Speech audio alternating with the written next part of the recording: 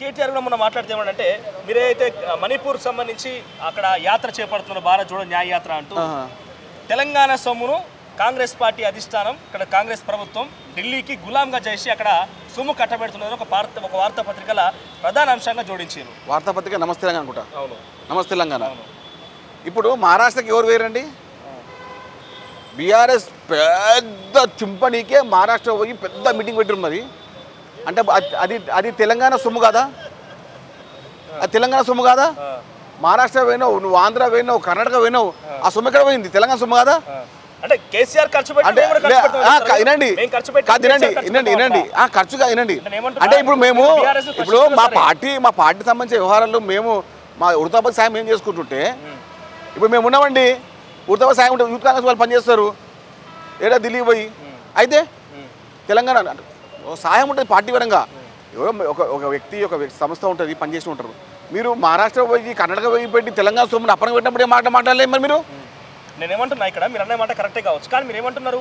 తెలంగాణ సొమ్ముని తీసుకుపోయి బీఆర్ఎస్ అప్పనంగా పెట్టింది కదా, మేము సార్ వినండి. ఎంతండి కాస్ట్? బండి ఎంతండి? నా వెహికల్ ఎంత అండి? రెంట్ అంటే ఎంత? దేని ఎంత? రెంట్ 5,000 రూపాయలు రెంట్ ఉంటుంది అంతేగా.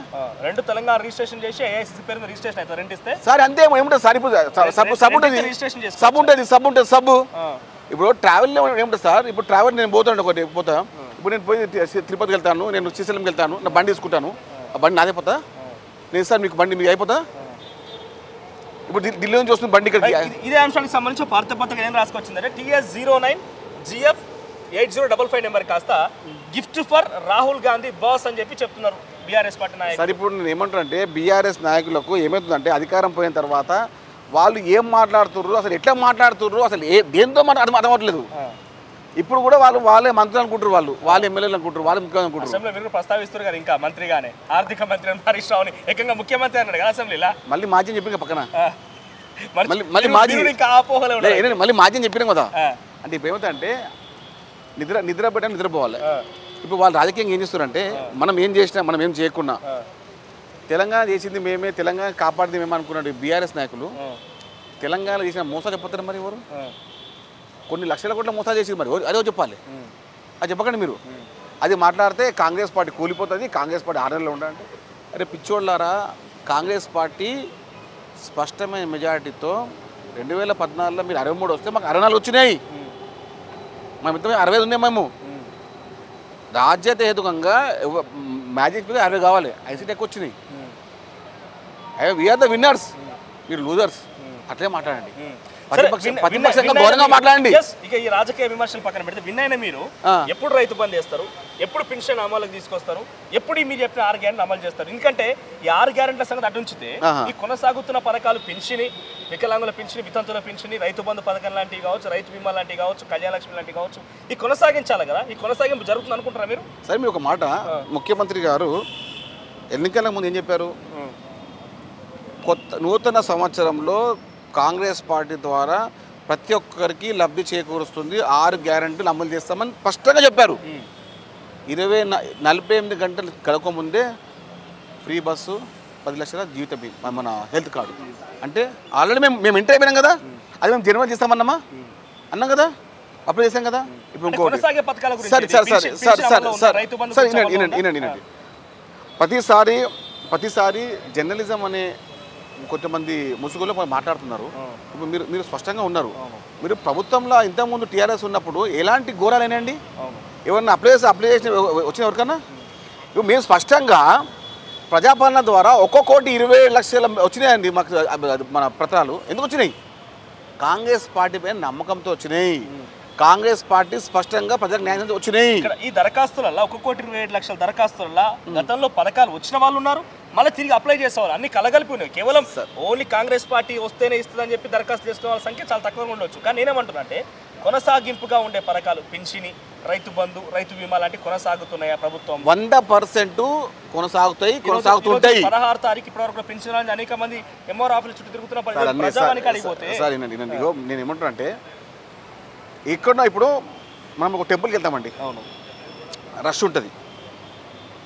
అంటే చాలా పెద్ద టెంపుల్, అది రష్ ఉంటుంది. రష్ ఉంటే మాత్రాన ఇక్కడ ఎలాంటి పనులు లేవని కాదు కదా.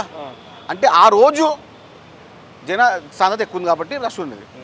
ప్రజల్లో కూడా స్పష్టంగా ఒక వివరణ ఏముందంటే కాంగ్రెస్ పార్టీ ఇచ్చిన మాట ప్రకారము నెరవేరుస్తుందని చెప్పి నమ్మకంతో ప్రతి ఒక్కరు వారి యొక్క దరఖాస్తు ప్రత్యేకంగా ఇచ్చి వస్తున్నారు. రైట్. ప్రజల వాదన తర్వాత ప్రజల గొంతుగా తొలి వెలుగు ఛానల్ మీకేం చెప్తున్నారంటే ఆ ప్రజలు మీ మీద పెట్టుకున్న నమ్మకాన్ని మీరు బొమ్ము చేయకుండా కాపాడుకోవాలి. ఎందుకంటే పెద్ద ఎత్తున మీరు గతంలో ఉన్నట్టుగా 5 మంది ఉంటే మిమ్మల్ని డిఫెన్స్లో పడేసి అట్లా అట్లీస్ట్ కాంగ్రెస్ పార్టీ లేదన్న తరహాలో బీఆర్ఎస్ చిత్రీకరించింది. కానీ ఇప్పుడు పరిస్థితి లేదు. 8 మంది బీజేపీ ఎమ్మెల్యేలు ఉన్నారు, అదే స్థాయిలో బీజేపీ క్యాడర్ ఉన్నది, తర్వాత బీఆర్ఎస్ పార్టీ 99 మంది ఎమ్మెల్యేలు ఉన్నారు. సో ఎటు చూసినా కూడా మిమ్మల్ని డిఫెన్స్లో పడడానికి సిద్ధంగా ఉంటారు. కాబట్టి ఆ డిఫెన్స్లో పడకుండా మీరు ప్రభుత్వాన్ని ఇది ప్రజల నమ్మకాన్ని ఒమ్ము కాకుండా చూసుకోవాల్సిన బాధ్యత కాంగ్రెస్ పార్టీ మీద ఉన్నది. ఈ పథకాల గురించి తొందరగా విశ్లేషణ చేసి పథకాల కొనసాగింపు కూడా చేయాలి. కొనసాగించేటువంటి పథకాలు పెన్షన్ లాంటి పథకాలను ముందు తీసుకుపోవాలి. ఇక మరోవైపు నామినేట్ పదాల విషయానికి వస్తే ఏంది ఇంకా కూడా నామినేట్ పదాల విషయంలో కూడా తర్జన పడుతుంది పార్టీ. ఈ రోజు 16వ తేదీ రేపు ఎల్లుండికల్ నామినేషన్ ప్రక్రియ ముగుస్తుంది. సార్ ఇప్పుడు ఎమ్మెల్సీ విషయం ఉంది. ఎమ్మెల్సీ విషయంలో అధిష్టానం స్పష్టమైన నిర్ణయం ఉంటుంది, స్పష్టమైన అభ్యర్థులు ఉంటారు. నాకు ఎలాంటి మీకు ఆలోచన అవసరం లేదు. అంటే ఒక క్లారిటీకి వచ్చిన పార్టీ 100% పార్టీ నాయకత్వంలో ఉందన్నట్లా. గతంలో మనమే మాట్లాడుతున్నప్పుడు బీసీలకు అన్యాయం జరుగుతుందంటే ఎస్ ఎమ్మెల్సీలుగా డెఫినెట్గా బీసీలకు న్యాయం చేస్తానని చెప్పారు. ఆ న్యాయం జరగదు. 100% అవుతుంది. బీసీలకు న్యాయం అవుతుంది. ఏమైనా మాకు లీగల్ ఇస్తారా జర ఎవరెవరు ఉండదు. మనోజ్ భయ్య అయినండు. ఇప్పుడు తొలి వెలుగు అనేది ప్రజల పక్షం. పార్టీ మేము అధికారం లేనప్పుడు మేము చేసిన ప్రతి ఒక్క కార్యక్రమాన్ని ప్రత్యక్షంగా మీరు చూసింది మీరే. మా విజయంలో మీ పాత్ర ఉంది. ఇప్పుడు కూడా ప్రజల సంక్షేమం మీ పాత్ర ఉండాలి. ప్రజల చేరుకునే పద్ధతి మీ పాత్ర ఉండాలి. ఎందుకంటే తొలి వెలుగు అనేది అధికార పక్షం కాదు, ప్రతిపక్షం కాదు, ప్రజల పక్షం అని చెప్పి మేము చేసే పద్ధతిని మీరు చూపించాలి. ఎందుకంటే మీరు చూడొచ్చు 1,25,00,000 పైచీలకు వచ్చిన మన పత్రాలు వచ్చినప్పుడు ఎట్లా అది ఏ విధంగా వచ్చినాయి. ఎస్ మాట్లాడే దాని గురించి. కానీ నామినేట్ పదాల గురించి బీసీలకు న్యాయం జరుగుతుంది ఎక్కడైనా 100కు 1000% జరుగుతుంది. గతంలో ఇట్లా అన్నారు మీరు ఎమ్మెల్యే టికెట్లో. సార్ ఇప్పుడు నేను మంత్రి ఉన్నాను. ఇప్పుడు బీసీ మంత్రి ఉన్నారు, 2 విప్పులు అయినారు. ఆది శ్రీనివాస్ బీసీ కదా, వీళ్ళే ఇద్దరు మొదటిసారి ఎమ్మెల్యే కదా. ఇప్పుడు ఇంకోటి మంత్రులు రండి, మంత్రికి ఉన్న ప్రతి ఒక్క హోదా వాళ్ళకు ఉంటుంది. పొన్నం ప్రభాకర్ ఉన్నారు, మంత్రి ఉన్నారు కదండి. రవాణా శాఖ ఏదో ఏదో శాఖ లేదు, రవాణా శాఖ ఇచ్చినారు, నంబర్ 4 పొజిషను. అంటే మనం మాట్లాడేది అంటే కాంగ్రెస్ పార్టీ ఒకసారి స్పష్టంగా చెప్పిందంటే చేసి చూస్తుందండి. ఇప్పుడు ఒకసారి ఇప్పుడు బీసీ మనం మాట్లాడుతున్నామండి. వర్కింగ్ ప్రెసిడెంట్ బీసీ, ఇంకో వర్కింగ్ ప్రెసిడెంట్ బీసీ, మన ప్రచార committee chairman BC. Congress party BC పక్షపాతి అండి.